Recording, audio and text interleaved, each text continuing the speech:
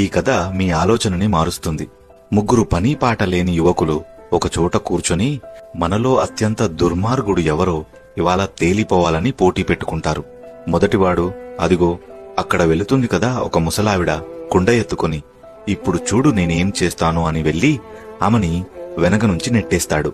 ఆమె కింద పడిపోయి కొండ కూడా పగిలిపోతుంది. ఇక రెండోవాడు, ఓ సింతేనా ఇప్పుడు చూడు అని కింద పడిన ముసలావిడని కాలుతో తంతాడు. ఇక మూడోవాడు వంతు వస్తుంది. వాడు ఏమీ చేయకుండానే మీ ఇద్దరికంటే నేనే పెద్ద దుర్మార్గునిరా అని అంటాడు. అది చెప్పడం కాదురా, నిరూపించుకోవాలని వాళ్ళు తిరిగి చెప్తారు. ఆ పడిపోయిన ముసలావిడ మా అమ్మరా అని అనగానే వాళ్ళిద్దరూ షాక్ అవుతారు.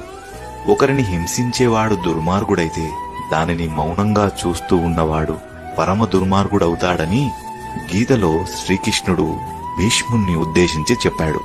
మనలో